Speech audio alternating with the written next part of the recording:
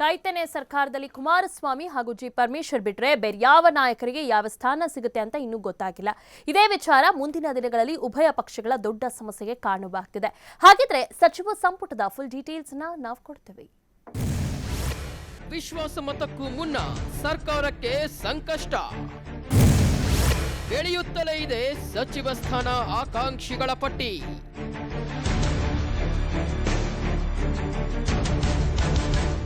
ಕರ್ನಾಟಕದಲ್ಲಿ ಕುಮಾರ ಪರ್ವ ಆರಂಭವಾಗಿದೆ.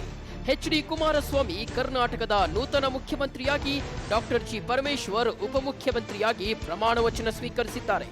ಇದರ ಮಧ್ಯೆ ನಾಳೆ ಸ್ಪೀಕರ್ ಆಯ್ಕೆಯಾಗಲಿದ್ದು, ನಾಡಿದ್ದು ವಿಶ್ವಾಸಮತ ಪರೀಕ್ಷೆ ನಡೆಯಲಿದೆ. ಆದರೆ ವಿಶ್ವಾಸಮತದ ವೇಳೆ ಕೆಲ ಶಾಸಕರು ಕೈತೆನೆ ಪಡೆಗೆ ಶಾಕ್ ಕೊಟ್ಟರೂ ಅಚ್ಚರಿಯಿಲ್ಲ. ಸಚಿವ ಸ್ಥಾನ ತಪ್ಪುವ ಭೀತಿಯೇ ಇದಕ್ಕೆಲ್ಲ ಕಾರಣ.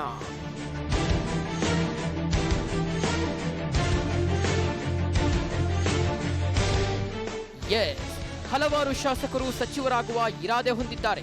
ಕಾಂಗ್ರೆಸ್ಗೆ 22, ಜೆಡಿಎಸ್ಗೆ ಸಿಎಂ ಪಟ್ಟವೂ ಸೇರಿದಂತೆ 12 ಸಚಿವ ಸ್ಥಾನ ನೀಡಲು ತೀರ್ಮಾನಿಸಲಾಗಿದೆ.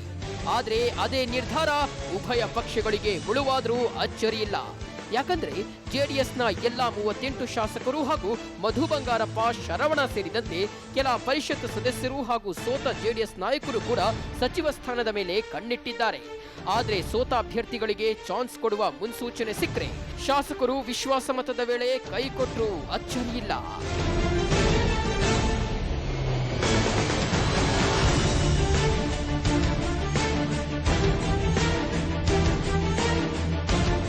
ಇನ್ನು ಕಾಂಗ್ರೆಸ್ನ ಪರಿಸ್ಥಿತಿ ಬೇರೆ ಏನಿಲ್ಲ. 2 ಡಿಸಿಎಂ ಸ್ಥಾನ ಸೃಷ್ಟಿಸುವಂತೆ ಪ್ರಬಲ ಕೂಗು ಕೇಳಿಬರ್ತಿದೆ. ಮಾಜಿ ಸಚಿವ ಎಂಬಿ ಪಾಟೀಲ್ ಅಂತೂ ಉತ್ತರಕ್ಕೊಂದು, ದಕ್ಷಿಣ ಕರ್ನಾಟಕಕ್ಕೊಂದು ಸಚಿವ ಸ್ಥಾನ ಕೊಡಿ ಅಂತಿದ್ದಾರೆ.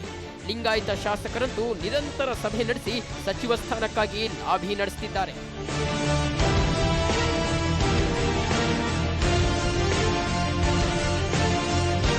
ಕೈತೇನೆ ಪಡೆ ಒತ್ತಟ್ಟಿಗಿರಲಿ. ಪಕ್ಷೇತರ ಶಾಸಕರಾದ ಆರ್ ಶಂಕರ್ ಮತ್ತು ನಾಗೇಶ್ ನಮಗೂ ಸಚಿವ ಸ್ಥಾನ ಕೊಡಿ ಅಂತಿದ್ದಾರೆ. ಸಚಿವ ಸ್ಥಾನದ ಭರವಸೆ ಈಡೇರಿಸದಿದ್ರೆ ವಿಶ್ವಾಸಮತದ ವೇಳೆ ಕಮಲ ಪಾಳೆಯದತ್ತ ವಾಲುವ ಸೂಚನೆಯನ್ನು ಕೊಟ್ಟಿದ್ದಾರೆ ಎನ್ನಲಾಗ್ತಿದೆ.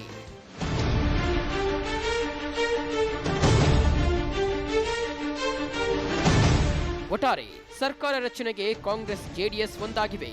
ಆದರೆ ಉಭಯ ಪಕ್ಷಗಳಿಗೆ ಈಗ ಸಚಿವ ಸ್ಥಾನದ ತಲೆನೋವು ಎದುರಾಗಿದೆ.